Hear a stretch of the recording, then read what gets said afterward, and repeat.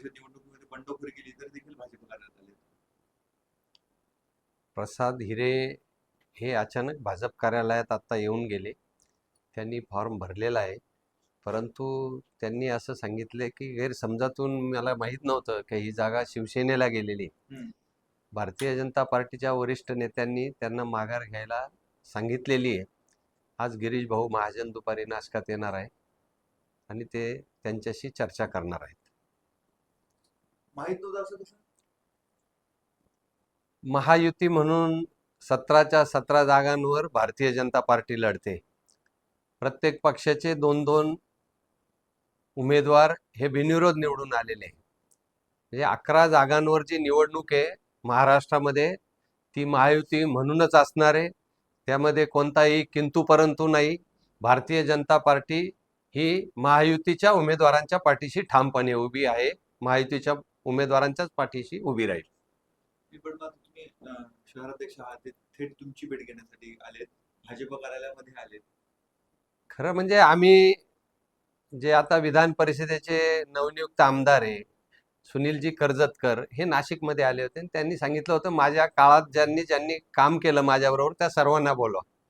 अशा जवळजवळ 100 जुन्या ज्येष्ठ पदाधिकाऱ्यांना कार्यकर्त्यांना आम्ही आमंत्रित केलं होतं. ते काही वेळ घेऊन कार्यालयात आलेले नव्हते. ते अचानक कार्यालयात आले आणि भेट देऊन निघून गेले. पण आता पुढे काय? भारतीय जनता पार्टीने त्यांना सांगितलं होतं की तुम्ही माघार घ्या आणि महायुतीच्या उमेदवाराला पाठिंबा द्या.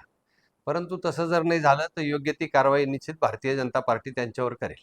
आता त्यांनी बोलताना सांगितलं की 400+ नारा दिलेला आहे. भाजपाचे अनेक नगरसेवक हे माझ्या संपर्कात असल्याचा देखील त्यांच्याकडून दावा केला.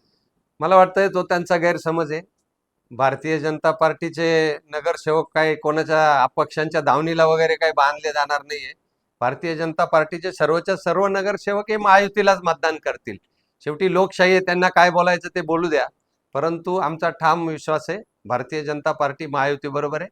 भारतीय जनता पार्टीचे सर्व नगरसेवक हे महायुतीला मतदान करतील. शहरात अशी चर्चा आहे जे अपक्ष उमेदवार आहेत गोकुळ घेतील, त्यांनी ठाकरे गटाचे उमेदवार आहेत, एक चुबी युती या दोघांची आहे, अशा पद्धतीची एक चर्चा सुरू झाली. असं काही नाही. चर्चेला शेवटी चर्चा असते, जर तर असतं, परंतु असं काही नाही. भारतीय जनता पार्टीने ज्यावेळेस मुख्यमंत्री देवेंद्रजी, उपमुख्यमंत्री एकनाथराव शिंदे साहेब आणि उपमुख्यमंत्री पवारताई सुनेत्राताई पवार यांनी एकत्र बसून हा निर्णय घेतलेला आहे. आणि महायुती म्हणून जर लढायचंय तर बाकी जर तरचे विषय येतातच कुठे. शेवटी अफवा या राजकारणात सोडल्या जातात, पसरवल्या जातात.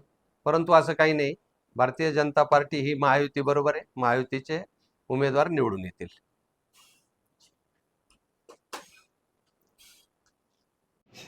काय होता बोला साहेब. मी सायलेन्स करतो म्हणजे